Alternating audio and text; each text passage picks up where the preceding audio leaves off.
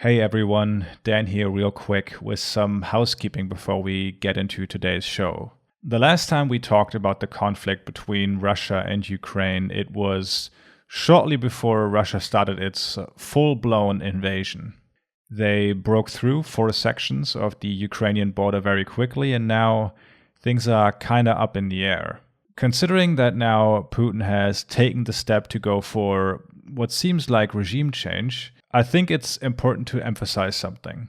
When talking about the situation Ukraine was in prior to the Russian invasion, I think it's totally legitimate to look at the faults at the hands of NATO or the West more broadly. On this podcast, we try to go back as much as necessary to help us understand the current moment, and I do think NATO plays a part there when it comes to Ukraine. However, I want to make sure I don't leave you with the impression that anything NATO or the West has done to incorporate Ukraine justifies this recent escalation. This is fundamentally a war of choice by Putin and a war of conquest. As such, our main focus should lie on solidarity with the people suffering in Ukraine and to not get distracted from the fact that the moment Putin invaded Ukraine, he alone decided to take this to another level that deserves our condemnation. And if you are in Ukraine or have loved ones there, my thoughts are with you, and I hope all of you are okay.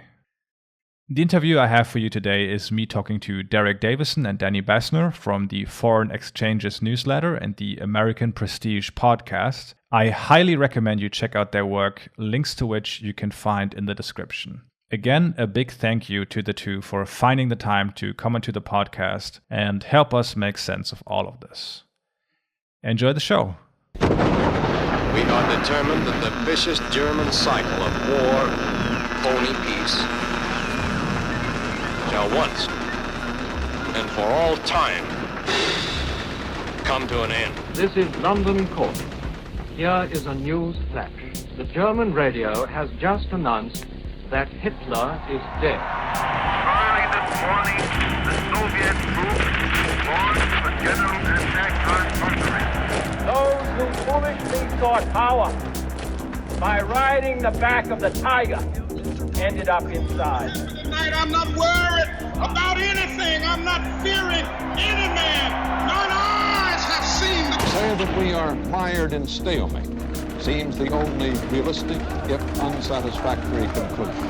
Over 1 million people here celebrating a day that they never thought would come. A day in which Germany became one country again.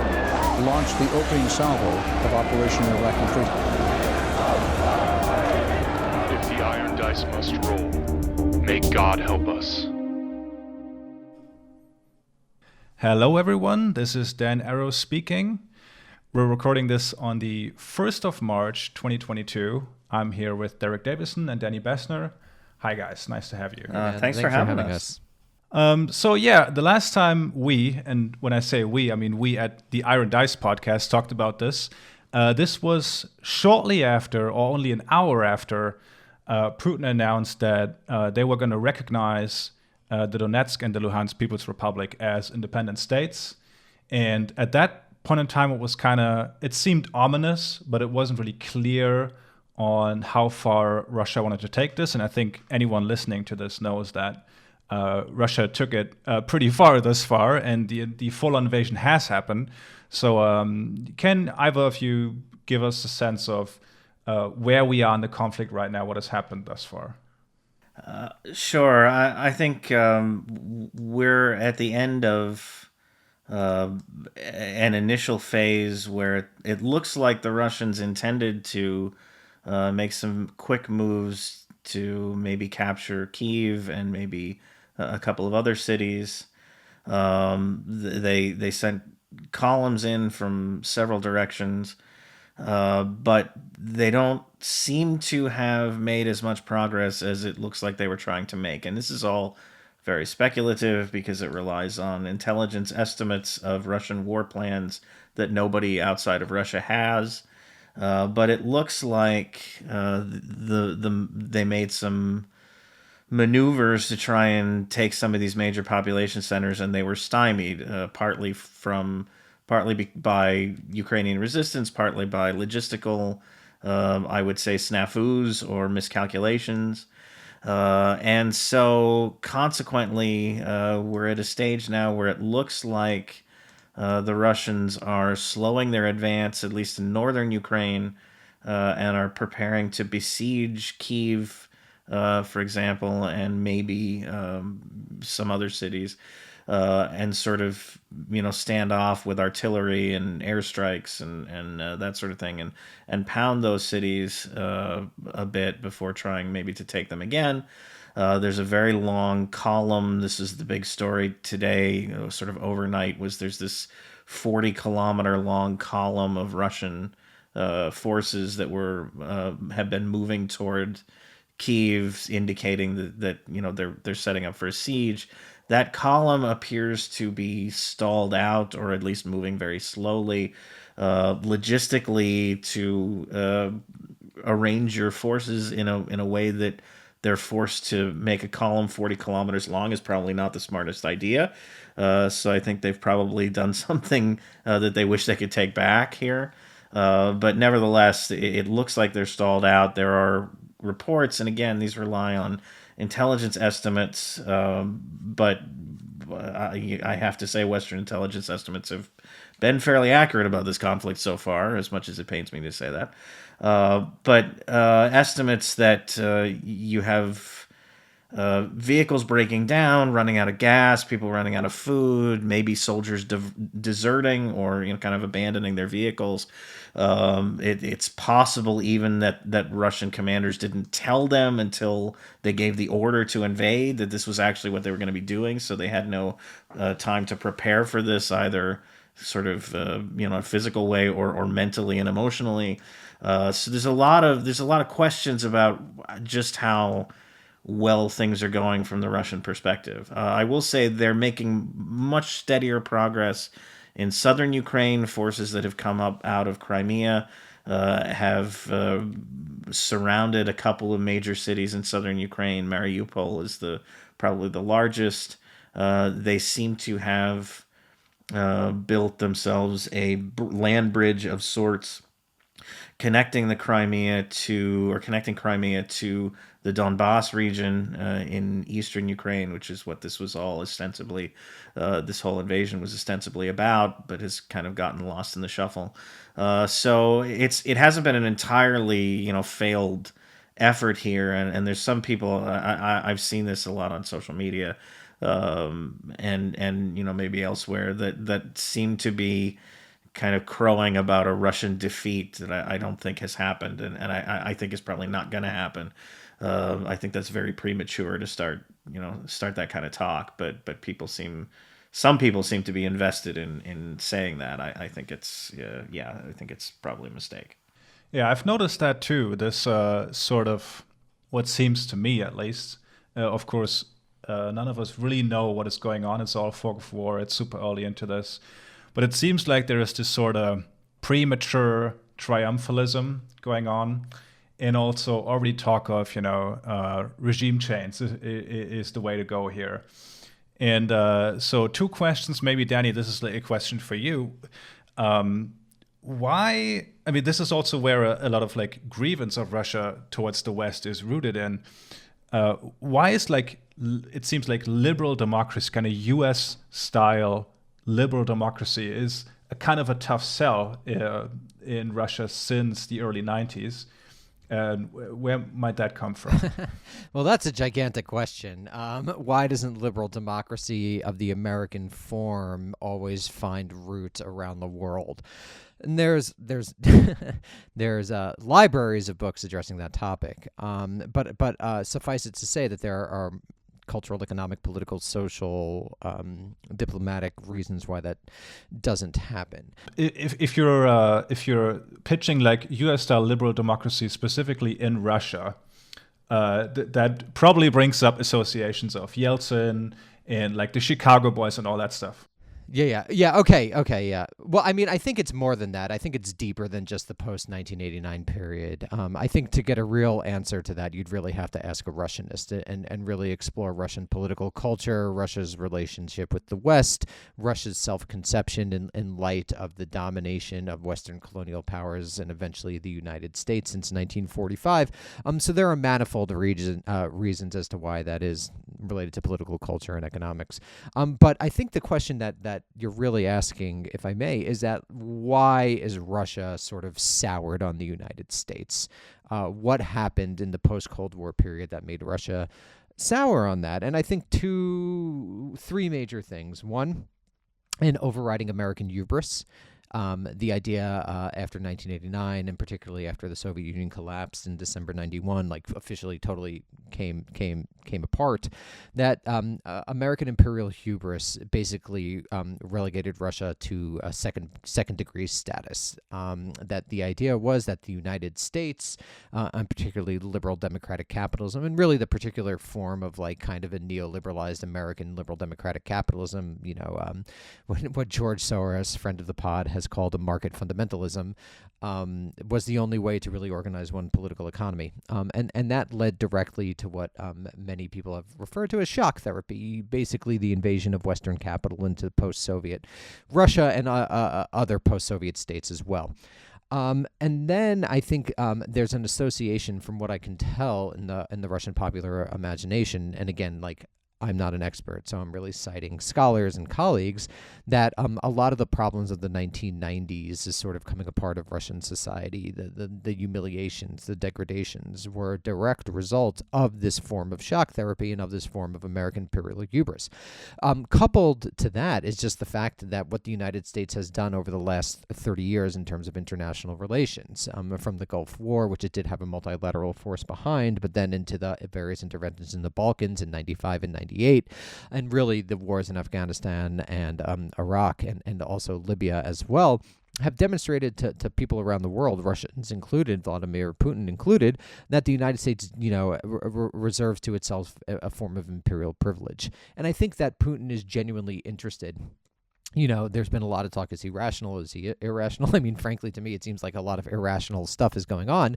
But there is this idea that he is trying to basically affirm Russia's status as a great power, that it has the same privileges of the United States, particularly when it's in its self-perceived backyard, quote unquote. I'm not endorsing this position. I just want to underline, but this does seem to be what Putin thinks. So I believe that all of these factors have come together, plus the fact that, in the post-Trump world, there is increasing skepticism of this imperial privilege that the United States has given to itself, has come together to make Putin believe, rightly or wrongly, that this sort of behavior is something that the quote-unquote Western community is not going to respond to in a way that will basically harm his position at home. And I think this is also proven, and Derek could speak probably a bit more to this, but also proven after the lack of response after the Russian what would be the right word?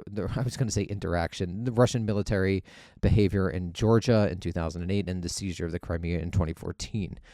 So in a lot of ways, this has been a long time coming, and that brings us, of course, to the NATO expansion and the 2008 declaration by Bush that Georgia and Ukraine are going to be able to join NATO, and Putin's read on Russian history with fears of a land invasion from the West, and also his basically chauvinistic nationalism that again wants to see Russia recognized as a great power on the world stage, and then coupled that with his own particular historical vision of the Russian-Ukrainian relationship that literally goes back to Kievan Rus.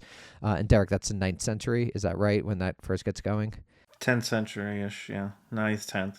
Going back to the 10th century, Derek used to be a scholar on medieval Iran, so he knows all these medieval empires. So going back to that period, and he has this, just mythical national foundation that sees Russia and Ukraine as intimately tied, and in various moments is literally the same country when he denies Ukrainian statehood and things along those lines.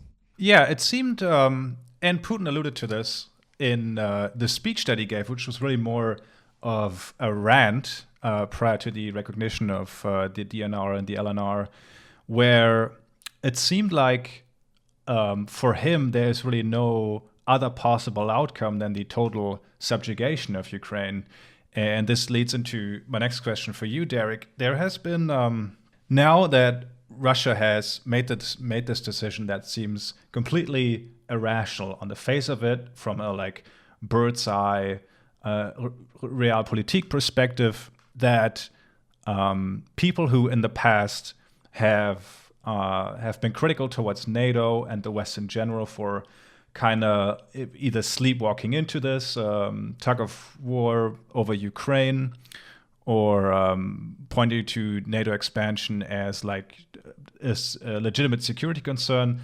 And this includes me, but also it's seemingly the position of the majority of Western European governments, that there was basically, you could like reason with the guy, and he feels kind of aggressed upon by actions in the West. But did this speech that that Putin gave kind of prove that like that sort of argumentation for his grievance is wrong, and that he's purely acting out of kind of like a irrational historical mission to unite the Russian people inside and outside of Russia? I mean, this is sort of verges on armchair psychoanalysis, which I think is generally a bad idea.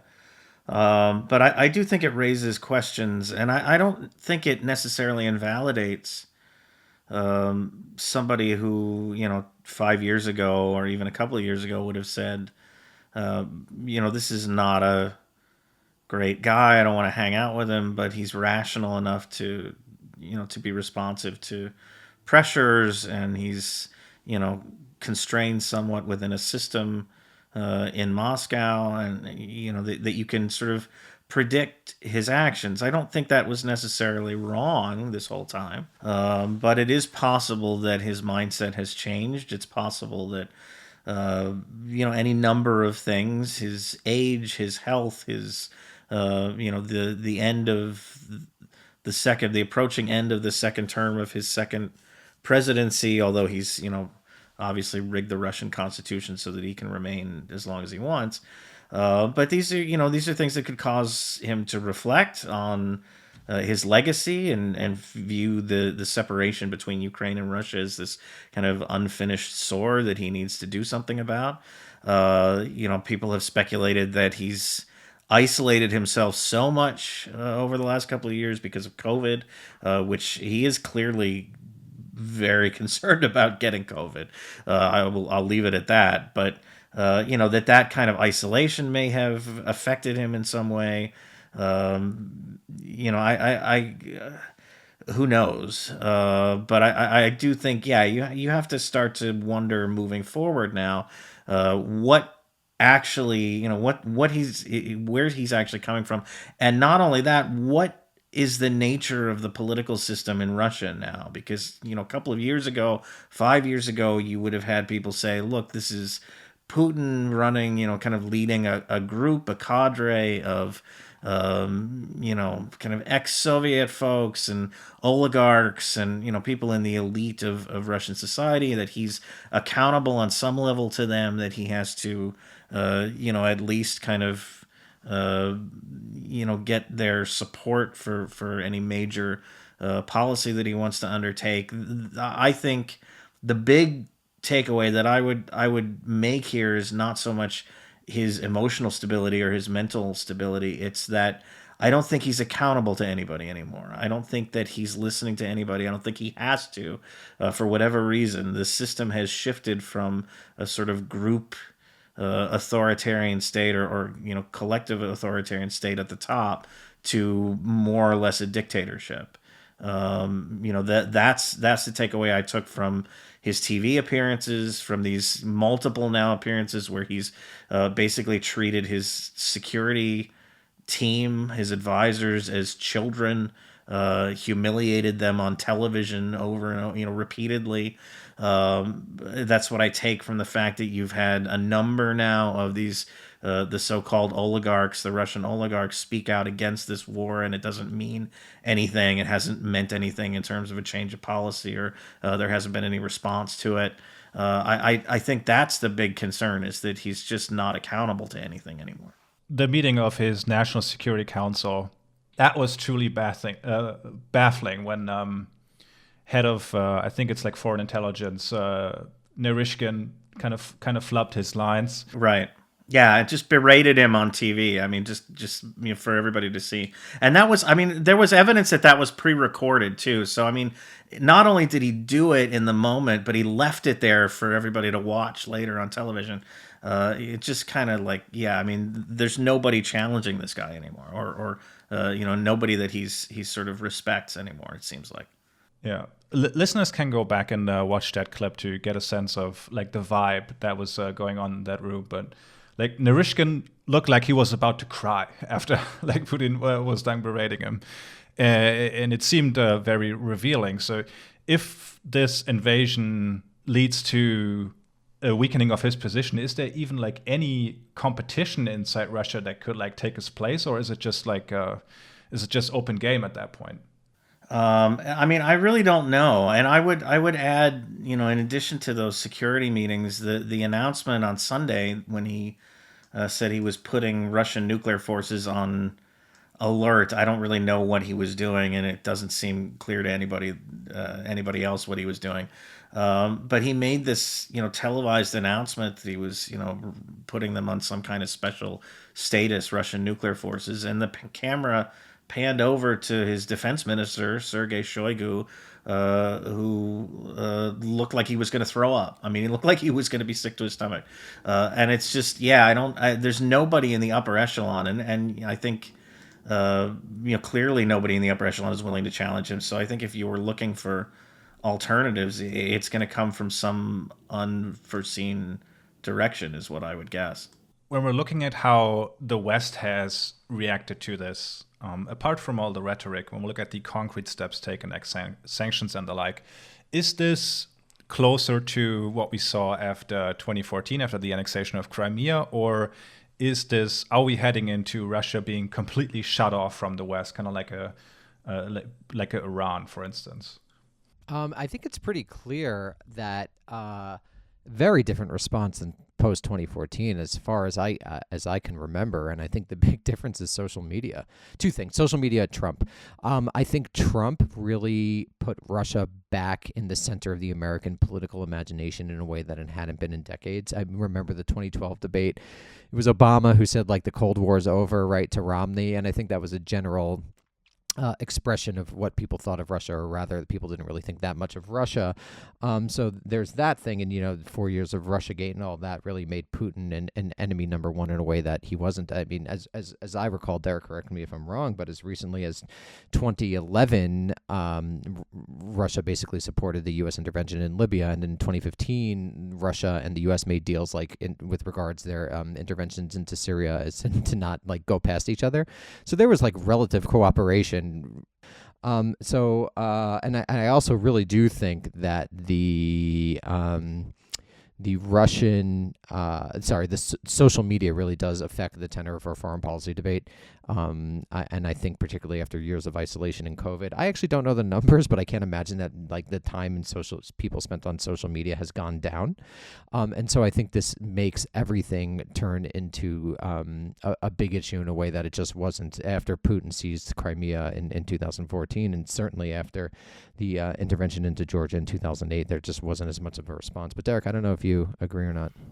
Well, I mean, certainly the response has been harder. I mean, this is different from both of those interventions. So it's been much more serious. This is a regime change. This is a war of conquest and regime change, a la the U.S. invasion of Iraq, which Georgia wasn't, and the Crimea annexation was not either.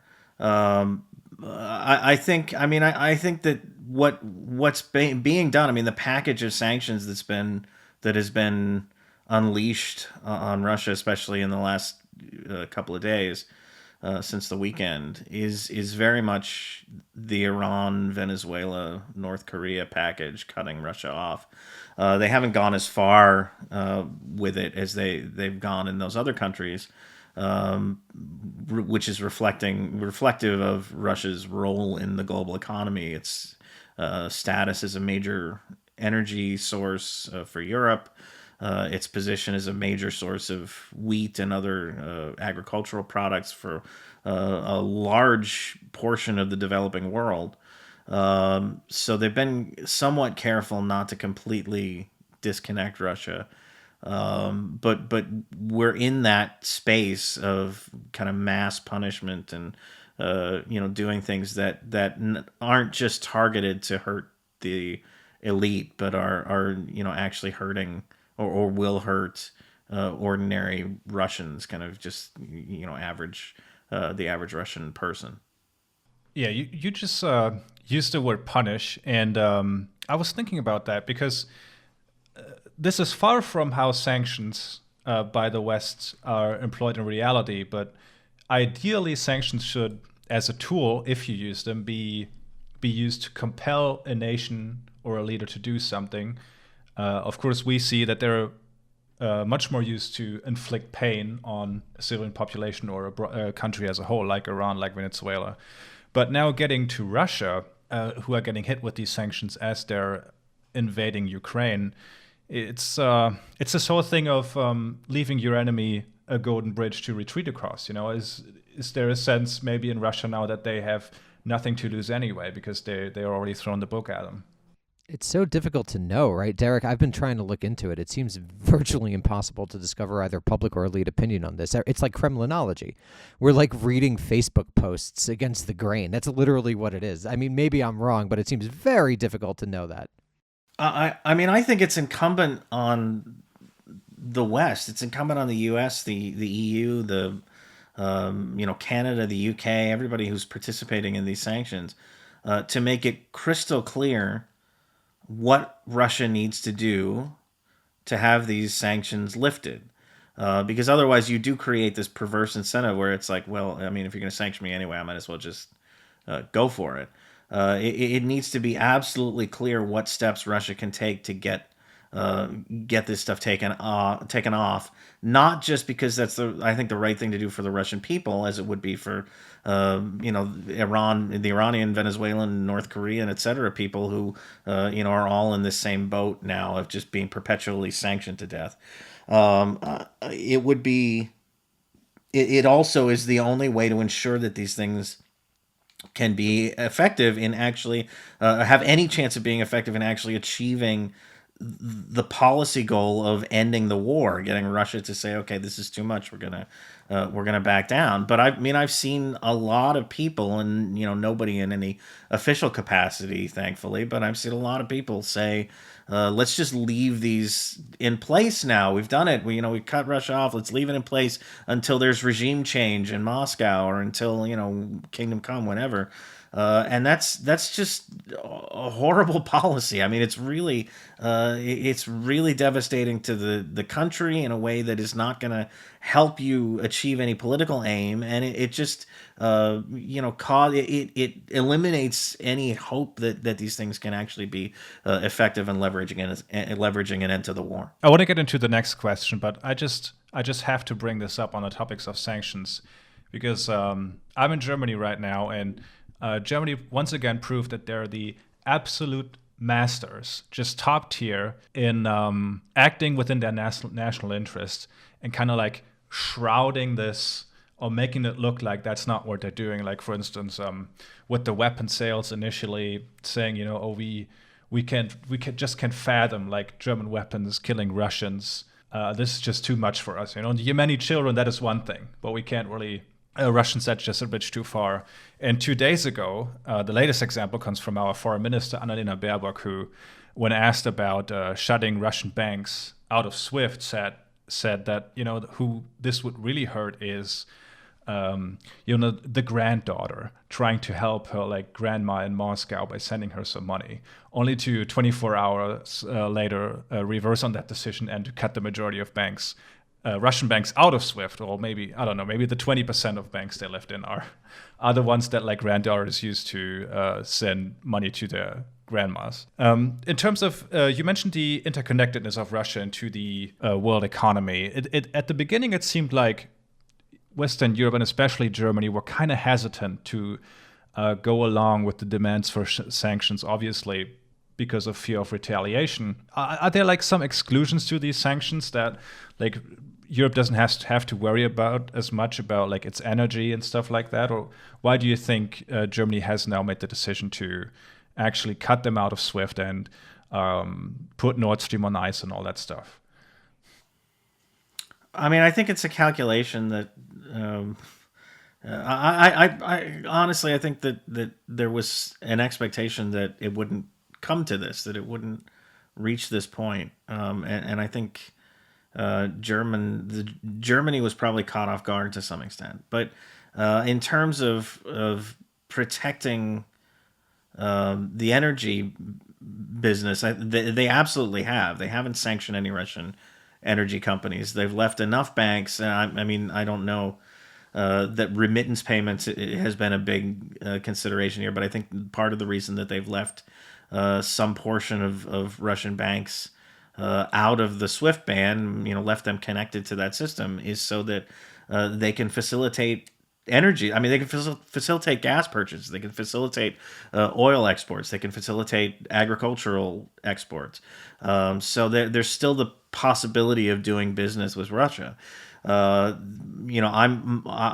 sort of, I would look at this and say, is there going to be a point where the Russians cut off the gas on their end as a punishment? And that's possible if things get serious enough. And yet, I mean, that's cutting off, maybe the only source of revenue, the only major source of revenue they have left. So I think it's going to take it would take a pretty big escalation for the Russians to take that decision. So I think, the German officials probably feel pretty safe that their gas isn't going to be touched at this point. That would really be something. That would be. I mean, yeah, that would be something.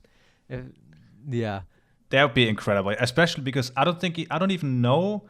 I can't even think of a way that Germany would like try to mitigate this, because I mean, you can buy liquefied natural gas, but I don't think Germany has like close to the infrastructure in those terminals to mitigate that at all.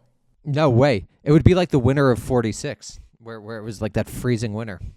I mean, one of the things Olaf Scholz announced in this big speech where he announced all the extra defense spending and all that stuff was the construction of at least 2, I think, LNG terminals. The infrastructure isn't there. It doesn't exist to replace Russian supply. I mean, it could exist in 5 years, maybe, if you race to build renewable energy, build out the renewable energy, that aspect of it. If you raced to enhance LNG infrastructure and found enough suppliers to fill the void, but that's a long time frame to get all that stuff done.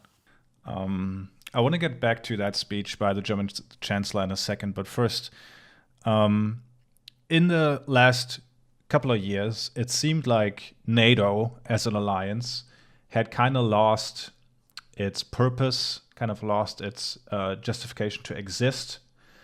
And did Putin now give NATO a new reason to exist? And are we going to see like a reinvigoration of this kind of like Atlanticist structure of Europe and the US?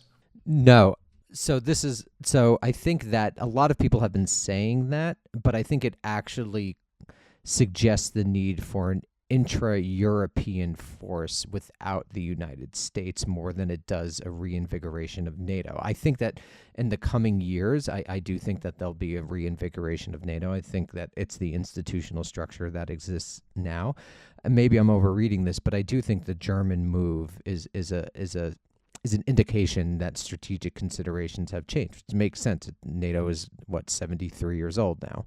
It's probably only 72. It probably didn't start until later in the year, but you know what I mean. So yeah, I think that this could be a potential hinge point in the European collective security arrangement. I think collective security is still going to remain, but I'm not sure that NATO is going to be the form it takes now and forever. Derek, do you disagree with that?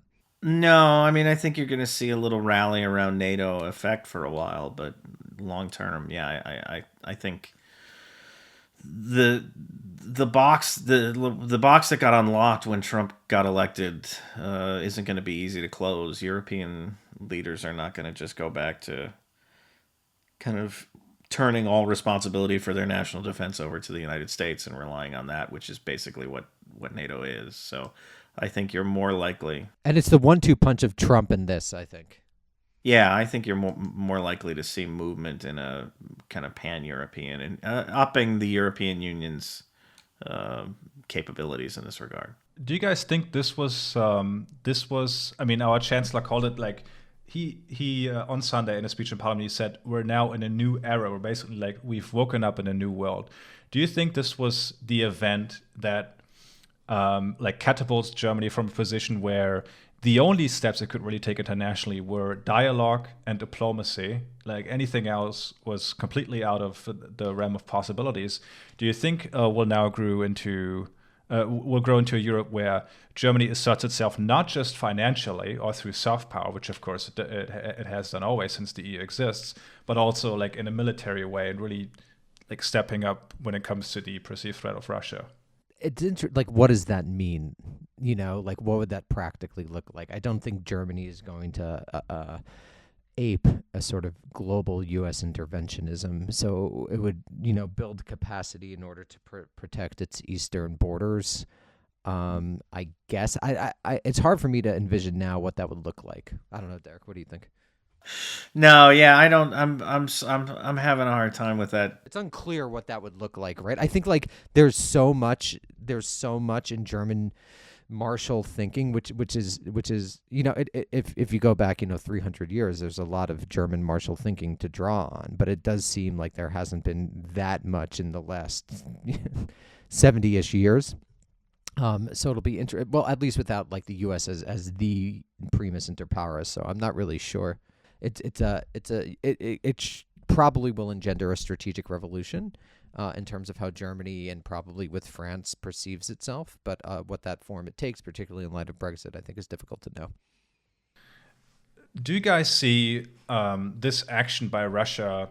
Like, can we plug it into this trend that you often read about how this, or this is like nationalism rising, be it like Trump, Brexit, Bolsonaro, India, all this stuff. Do you think this is just part of that, or do you think the situation with Russia and Ukraine kind of has its own logic detached from that? I mean, this is where nation and empire sort of come into they merge, right? Because I think that Cluten the combination of George Clooney and Putin does have this sort of imperial imaginary that does harken back to Russian Empire, but we live in a world of nation states, so it expresses itself as a national chauvinism organized around like ethnic Russians and Russian people. So I think it's difficult to entangle the two things go together, is how I would put it. A lot of people have been bringing up, this is the return of the Prussian deep state. Hindenburg, Ludendorff are bringing them all back. Germany is going to be a military power again. But like just for like our listeners, it's very possible that this big announcement of the 100 billion euros on top of the normal military budget and raising the budget over the 2% of GDP, that is much more like a domestic political move than it is a genuine interest in like taking this bigger role internationally, because our chancellor has been, since he really took office, being criticized as inactive and not really there and kind of and hawing about anything related to Russia. And this has been the criticism for the German Social Democrats always, that they're like too friendly to Russia. They want to engage it too much. They're not confronting them enough. And now this might just be a way to kind of paint over what essentially really is a failure of the foreign policy as the SPD has done it. Now they have Nord Stream, which is a $12 billion pipeline at the bottom of the ocean, and it's unclear if there's ever going to be gas flowing through it, although I think Germany's probably just waiting on a moment for the conflict to kind of cool off and things to kind of go back to normal so they can make use of that pipeline. What's completely bonkers about this conflict is seeing the American right trying to plug this conflict into into anything that isn't culture war related. So, case in point comes from our main man, Representative Clay Higgins, and I'm not going to ask you to decipher this, Danny. Who tweeted, "You millennial leftists who never lived one day under nuclear threat can now reflect upon your woke sky. You made quite a non-binary fuss to save the world from intercontinental ballistic tweets." So, it's like Mad Libs. I mean, it's just like plug in any word that sounds, It's so ridiculous. It's so ridiculous. It's just completely meaningless. But this is not just, Clay Higgins. It's also like Tucker Carlson or you, Steve Bannon, that kind of sector of the right. Like, they just can't parse this conflict without bringing up like gender-neutral bathrooms or like any like weird culture issues they're so obsessed about. What do you think that is, Danny? That's a really good question. What do I think that is? I guess that it's just people feel disconnected from politics because they are disconnected from politics. And over the course of the last 30 or so years, it's become increasingly clear, absent sort of the existential terror of the Soviet Union. And so, politics has just been pushed toward culture war. So that's the deep structural reason. And then you have the media reason, which is that culture war gets ratings, it gets clicks, it gets likes. And so everything is filtered through the culture war. But it does seem that, like, barring that these sorts of crazy initial statements that, or rather wacky initial statements, that that there does seem to be a bipartisan consensus on a lot of these issues, maybe if not the form of intervention or whether there should be intervention, but there does seem to be kind of rally around the flag-ish phenomenon. That is my sense. Guys like Carl Tucker and Steve Bannon, I mean, what do they have left? Like, they hitched their wagon to Donald Trump, who's the candidate of just seething white grievance without any policy, anything. I mean, he doesn't, he didn't know anything. He didn't care. It's all resentment. It's all culture war. That's all they have at this point. What is the substantive thing that the Republican Party is for? Is it low taxes and small government? Not really. I don't think so anymore. Not in these days. So they have nothing else. And as Danny said, the all politics at this point is culture war, basically, because there's no material change that you're affecting in anybody's lives. So yeah, that's pretty much where things are. Yeah, I totally agree. It just seems like they're full on like pedal to the metal revanchists, just like leveling scorn at anything that they perceive to be like culturally liberal in a way.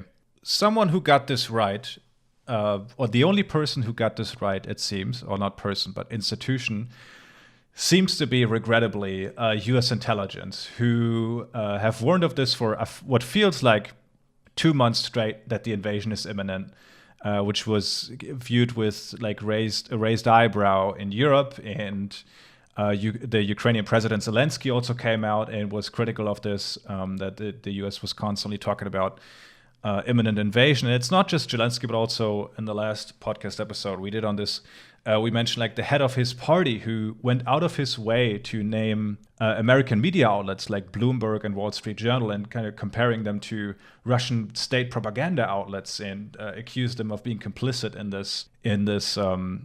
this Russian hybrid warfare, costing them like economic activity. So really my question is, now that the U.S. intelligence seemingly got this right, do we gonna have to believe in Havana syndrome? Absolutely not. Yeah, it's a great question, but one would wonder why aren't the Russians using the Havana syndrome weapon in Ukraine? If it's real, then shouldn't they be using it? This is a question I've been asking. Yeah. Yeah, it seems like this would be a perfect time, right? Maybe they tested it on the U.S. intelligence agencies. So they should deploy it now during an actual warfare situation, but it does not seem to be happening, which suggests to me, against all the odds, that it doesn't really exist as a weapon. Do you guys see this more as a broken clock is right twice a day situation, or is this the vindication of U.S. intelligence? I will never disagree with U.S. intelligence ever again. I think they have a great record, and they've never gotten anything wrong. Yeah, I don't know how you can vindicate like actual things that they've gotten horribly wrong with mortifying consequences in the past. That they got this right is I guess good for them, but it doesn't make up for vials of anthrax and mobile biological weapons labs and the slam dunk nuclear program in Iraq that led to hundreds of thousands of deaths. So no, I don't think this vindicates them in any way. Okay, so in terms of skepticism towards U.S. intelligence, it's basically we shouldn't like overjudge or like overemphasize that they got this one right, in contrast to the things they got wrong. I think always be skeptical.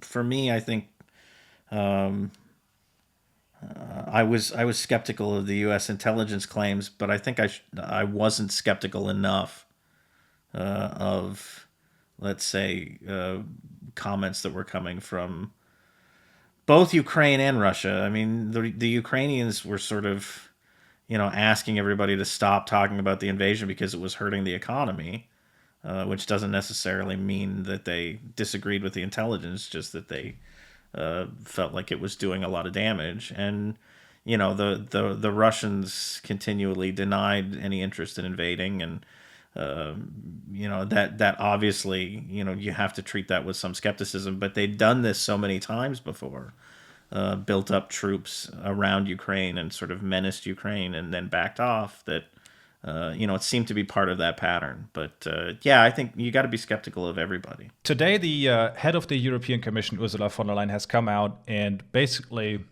has thrown like full-blown support behind the idea of Ukraine joining the EU. Not immediately, but endorsing them starting that process. And it seems like there is this increasing wish for the inside the West to do just anything. Also today, Ukrainian journalists got up during a press conference of Boris Johnson and basically started berating him for not supporting a NATO-enforced no-fly zone over Ukraine. And it seems like this rhetoric is getting louder and louder the more pictures we see of this horrific conflict.